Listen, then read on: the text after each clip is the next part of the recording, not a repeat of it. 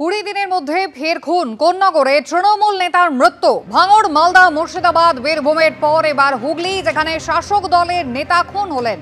কোন্নগরে ভর সন্ধ্যায় তৃণমূলের পঞ্চায়েত সদস্যকে কোপ মারা হয়।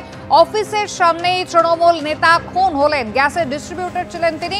অফিস থেকে বাইক নিয়ে বেরোতেই হামলা চালালো দুই দুষ্কৃতী। কথা বলবো, আমাদের প্রতিনিধি সুকান্ত মুখোপাধ্যায় রয়েছেন আমাদের সঙ্গে। সুকান্ত, কখন কিভাবে শাসক দলের এই নেতাকে খুন করা হলো এবং এই ঘটনায় এখনো পর্যন্ত পুলিশ কি কাউকে আটক বা গ্রেফতার করতে পেরেছে? দেখো, ইতিমধ্যে এই ঘটনাতে কয়েকজনকে জিজ্ঞাসাবাদ করা হয়েছে, কিন্তু সেই অর্থে আটক করা হয়নি বা গ্রেফতারও করা যায়নি। ঠিক যেখানে ঘটনাটি ঘটেছে সেখানকার সিসিটিভি যে ফুটেজ তা ইতিমধ্যে কালেক্ট করা হয়েছে, সেগুলোকে তারা বিশ্লেষণ করে দেখছেন। এই দুই দুষ্কৃতী কিভাবে এলো, তাদের কি গড়ন, সবটাই দেখা হচ্ছে। খতিয়ে প্রত্যক্ষদর্শী যারা রয়েছেন তাদেরকে গতকাল রাত্রির থেকে কিন্তু তাদের বয়ান ইতিমধ্যে রেকর্ড করা হয়েছে। গতকালকে ভর সন্ধে ঠিক এই কানাইপুর যে মোড়, সেখানে এই পিন্টু চক্রবর্তী ওরফে মুন্নার অফিস রয়েছে। যখন তিনি অন্যান্য দিনের মতন গ্যাসের অফিস থেকে বেরিয়ে বাইকে উঠতে যাচ্ছিলেন বাড়ি ফেরার জন্য, সেই সময় এই হামলা চলে। ঠিক যেভাবেই হামলা চলেছে, তার যে প্যাটার্ন, তার থেকে একটা বিষয় পরিষ্কার যে তার যে দৈনন্দিন রুটিন, সেই সম্পর্কে কিন্তু আততায়ীদের কাছে হুবহু খবর ছিল। এখন পুলিশ যেটা মনে করছে যে কি কারণে খুন, অর্থাৎ রাজনৈতিক খুন, তার কারণে তার একটি রাজনৈতিক সত্তাও রয়েছে। তিনি কানাইপুর গ্রাম পঞ্চায়েতের অন্যতম তৃণমূলের সদস্য, অন্যদিকে তিনি কানাইপুর ব্যবসায়ী সমিতির সভাপতিও। ফলত এই দুটো সত্তার কোন কারণে তার এই খুন বা কোন দ্বন্দ্বের জন্য তিনি খুন হলেন, গোটা বিষয়টা খতিয়ে দেখা হচ্ছে। তবে অবশ্যই গোটা বিষয়টিকে কেন্দ্র করে কিন্তু পুলিশের নিরাপত্তা নিয়ে উঠছে প্রশ্ন। গতকালকে এই এলোপাথারি কোপ মারার পর দুষ্কৃতীরা পালিয়ে যায়, তাকে কিন্তু এখনো পর্যন্ত ধরা যায়নি। ঘটনার পরই কিন্তু সেখানে কানাইপুর যে আউটপোস্ট বা ফাঁড়ি, সেখানকার পুলিশ যায়। পরবর্তীকালে উত্তরপাড়া থানার পুলিশও সেখানে যায়, কিন্তু এখনো পর্যন্ত কাউকে আটক বা গ্রেফতার করা হয়নি। তাকে প্রথমে স্থানীয় হাসপাতালে নিয়ে যায়, পরবর্তীকালে কলকাতাতে SSKM হাসপাতালে নিয়ে আসা হয়, কিন্তু ট্রমা কেয়ারে আসার পরে তাকে মৃত বলে ঘোষণা করা হয়। তার কারণ তার অতিরিক্ত রক্তক্ষরণ হয়েছিল, একাধিক জায়গাতে চোট আঘাত রয়েছে। ফলত সার্বিকভাবে আজকে কিন্তু গোটা ঘটনাকে কেন্দ্র করে এলাকাতে যথেষ্ট আতঙ্ক রয়েছে। সুকান্ত, ধন্যবাদ। বিধায়ক স্নেহাশিস চক্রবর্তী তিনি কি জানিয়েছেন দেখুন। ভাবে কারা করেছে এটা আমরা বুঝতেই পারছি না। ও এমনি রাজনৈতিক কর্মীও ছিল এবং আমার সাথে একসাথে আমরা পড়াশোনা করেছি স্কুলে, আমাদের বন্ধু ছিল, কিন্তু অত্যন্ত ভালো ছেলে ছিল এবং ব্যবসাও করতো এবং কাজকর্মও করতো মানুষের জন্য। তারপর কারা কিভাবে এটা করলো তো আমরা অনুমান করতেও পারছি না। পুলিশ নেমেছে, তদন্ত করছে এবং দুষ্কৃতীরা ধরা পড়বে, এটা নিশ্চিত। সিসিটিভির ফুটেজ আছে অনেকই, সেগুলো দেখে পুলিশ নিশ্চয়ই দুষ্কৃতী ধরে পড়বে। কোন্নগরে খুন তৃণমূল নেতা পিন্টু চক্রবর্তী, তৃণমূলের পঞ্চায়েত সদস্য। অফিস থেকে বেরোতেই বাইক নিয়ে তিনি যখন অফিস থেকে বেরোলেন, তখনই দুই দুষ্কৃতীর হামলা। এলোপাথারি কোপাতে শুরু করে দুষ্কৃতীরা তৃণমূল নেতাকে। কবজি থেকে হাত বাদ চলে যায় তৃণমূল নেতার।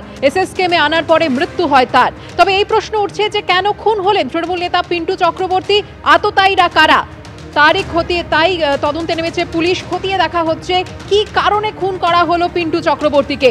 কানাইপুর পঞ্চায়েত সদস্য তৃণমূল নেতার খুনে এখনো ধোঁয়াশা।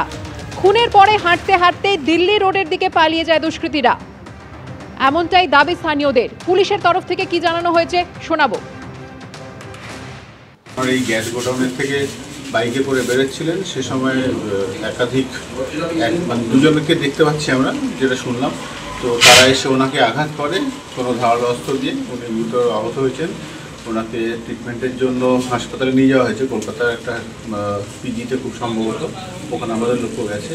আর বাকি যে ঘটনা ঘটেছে সেটা আমরা তদন্ত করে দেখছি। কাউকে কি এখন আইডেন্টিফাই করা গেছে? না, আমাদের চেষ্টা চলছে, আমরা ডিটেক্ট করে ফেলবো। একেবারে ভর সন্ধ্যার বেলায় এখানে ইনসিডেন্ট ঘটেছে, আমরা প্রত্যক্ষদর্শী বা যা যা এভিডেন্স আছে সেগুলো দেখি। ভর সন্ধ্যায় তিনি অফিস থেকে বেরোন এবং তার উপরে দুই দুষ্কৃতী বাইকে করে এসে হামলা চালায়। ইতিমধ্যেই সিসিটিভি ফুটেজ একাধিক রয়েছে, যেমনটা বিধায়ক স্নেহাশিস চক্রবর্তী তিনি জানিয়েছেন। পুলিশ তদন্ত শুরু করেছে, কাউকে আটক বা গ্রেফতার করা যায়নি, কিন্তু স্থানীয়রা কি দাবি করছেন দেখুন। অফিস থেকে বেরাচ্ছিল, তারপরে তো এবারে গাড়িটা ঘোরাচ্ছিল এরকম, এবারে দুটো ছেলে পিছনে দাঁড়িয়েই ছিল, ওদের ব্যাগের মধ্যেই ওদের অস্ত্রবস্ত্র সব কিছু ছিল, মানে যেটা দিয়ে মারবে আর কি, সেটা ওই ব্যাগের মধ্যেই ছিল। এইবারে কাকু যখন গাড়িতে বসেছে, গাড়িটা বসে যখন ব্যাক করছে, তখন ওরা পিছনে, তখন ব্যাগ থেকে অস্ত্রটা বের করে তখন কাকুকে প্রথম একটা কোপ মারে, কোপ মারার পরে আবার একটা কোপ মারে, কাকু গাড়ি থেকে পড়ে যায়। পড়ে যাওয়ার পর একটা কোপ মারে, এখান থেকে পুরো কেটে যায়, তারপরে কাকু হাতটা দিয়ে ঠেকায়। এবারে এলো পাতারি কোপ মারে, কাকুর হাতটা তো গেছে পুরো একদম বাদ হয়ে গেছে। হ্যাঁ হ্যাঁ, তারপরে কি, তারপরে কানাইপুর হাসপাতাল থেকে এখানে তারা এমনি হেঁটে হেঁটে চলে গেল দিল্লি রোডের দিকে, কেউ তো ধরার নেই।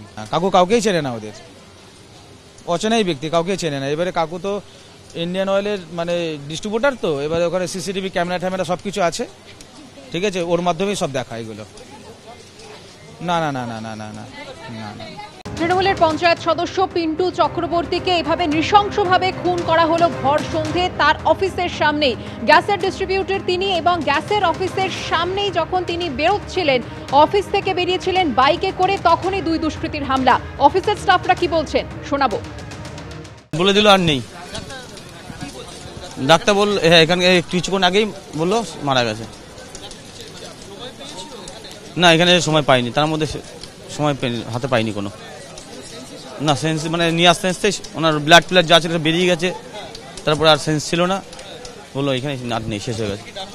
হ্যাঁ এই মাত্র ডাকলো, ডেকে আমি ভেতরে গেলাম, গিয়ে ওনার ডেকে বললো, গিয়ে বললাম আমরা, শোনার পর বললো যে উনি আর নেই। সে তদন্ত করছে, যতক্ষণ তদন্তে কিছু উঠে আসে ততক্ষণ আমরা কিছু বলতে পারছি না। কারোর সাথে কি শত্রুতা ছিল, কোন রকম হুমকি আগে পেয়েছিলেন? না সেরকম কোনো কিছু ছিল না, খুবই পরিষ্কার, সেরকম কিছু ছিল না। কোন রকম হুমকি আগে কেউ দিয়েছে? না না, উনি মানুষের ভালো করতো, উপকার করতো, উনি সমাজসেবী ছিল। ওনার অনেকগুলো পরিচয়, উনি রাজনীতিকের বাইরে অনেকগুলো পরিচয়, উনি সমাজসেবক। উনি আপনার এলাকায় গেলেই শুনতে পাবেন, উনি প্রচুর মানুষের উপকার করতেন। আপনারা কি মনে করছেন এটা পলিটিক্যাল মার্ডার?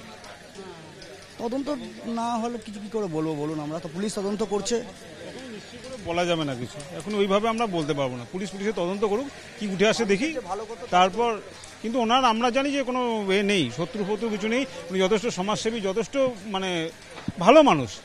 ঘটনা ঘটেছে, সন্দেহ তো করতেই হবে কাউকে না কাউকে, কিন্তু এটা পুলিশ বিচার করুক, তদন্ত করুক, যে তদন্তে যেটা উঠে আসবে আমাদের একটাই দাবি, দোষী শাস্তি পাক। এইভাবে একটা মানুষের উপকার করতে গিয়ে নিরীহ মানুষকে প্রাণ চলে গেল, এটা মেনে নেওয়া যায় না, এটা মেনে নেওয়া যায় না।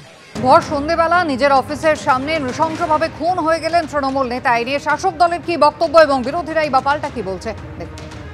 আজকে আমাদের একটা মিটিং ছিল, ওনারও যা কথা ছিল, উনি অফিস থেকে ওনার মানে বেরোবে, তখন উনি গাড়িটা যখন ঘুরাচ্ছে তখন পিছন দিয়ে অ্যাটাক করেছে। এইবার কীভাবে করেছে এটা আমার যেমন হচ্ছে এটা কোনো রাজনৈতিক চক্রান্ত, এলাকায় সন্ত্রাস সৃষ্টি করার জন্য। এবার আমরা চাবো আগামী দিনে পুলিশ যারা দোষী তাদের বের করে কঠোর শাস্তি দিক।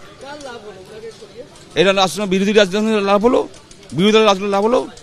পুলিশ তদন্ত করুক, পুলিশ কেন দেখছে না? সামনে মদের ঠেক, সামনে মদের দোকান, পুলিশ কেন দেখছে না?